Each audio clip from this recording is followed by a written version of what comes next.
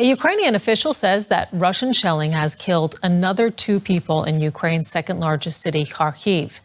Another 19 are injured, including a child. Elsewhere, Ukraine's military is training its soldiers to use new weapons arriving from the West.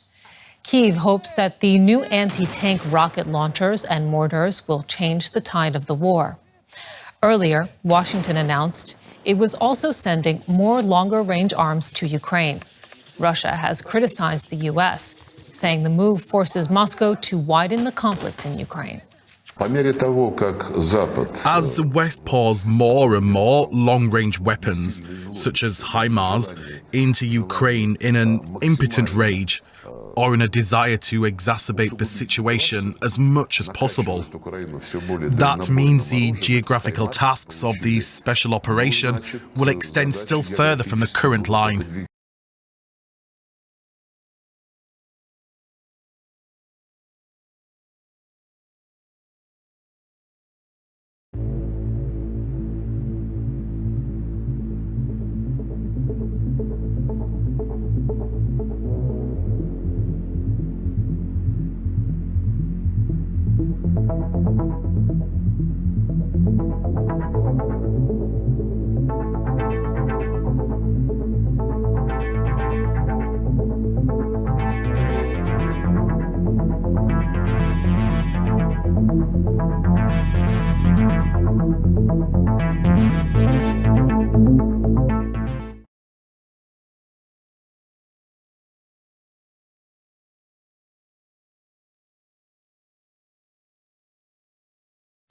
It has been a tense 10 days for European leaders, but today the news came that Russia has resumed gas deliveries to the continent via its biggest pipeline, Nord Stream 1.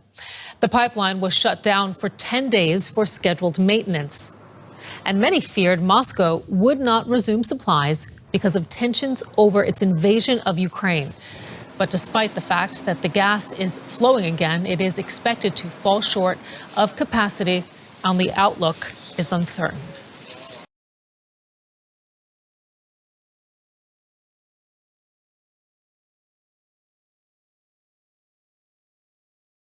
Chaos erupting in Iraq after Turkish warplanes and artillery struck Duhok's Zakau district in the Kurdistan region, reportedly causing numerous casualties and dozens of injuries. The civilians there were part of a large tourist group from Baghdad. Hundreds of thousands of people come to this part of the country to escape Iraq's summer heat. But it's also a place where Turkey has established a number of military bases and outposts, claiming that members of the Kurdistan Workers' Party, known as the PKK, are also in the area.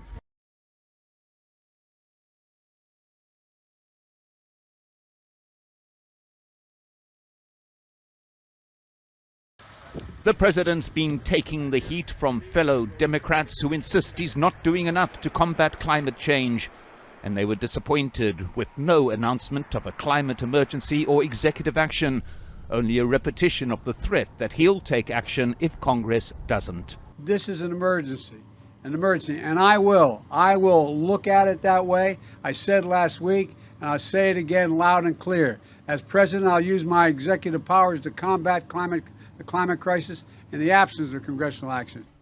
The problem in Congress essentially lies in the Senate, in particular one of the president's own party, Joe Manchin, who's pulled out of negotiations over climate legislation.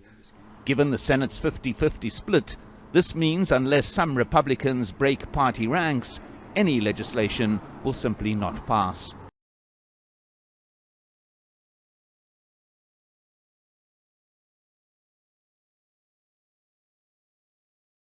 Italy's Prime Minister Mario Draghi has told the Italian Parliament that he's going to resign.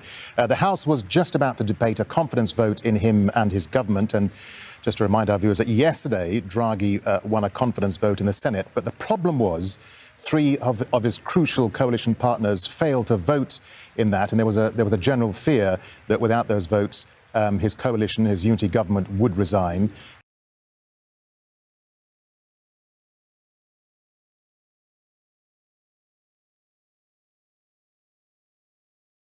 Locals rushed to the scene of a vicious attack. Confirmed death. Gunmen came and shot them, the man filming says. Look, they're all dead. At least 18 people have been killed, but that toll could still rise, with police searching surrounding areas for more bodies. A decades-old tribal fight has reignited in PNG's highlands, made worse by unemployment, a mine closure and the current election. Riots and fighting in the region have increased in recent weeks, much of it linked to the election and allegations of corruption.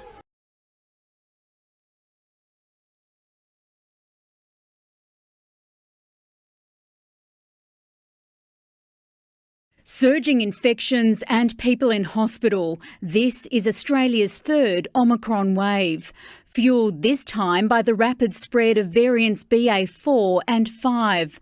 But a new unwanted guest has arrived on our shores, a subvariant called BA275, originating from India and now spread to 15 countries, including Australia, with at least 7 cases identified in New South Wales. This emerging variant, which is being closely watched by the World Health Organisation, hasn't yet received a Greek-derived name.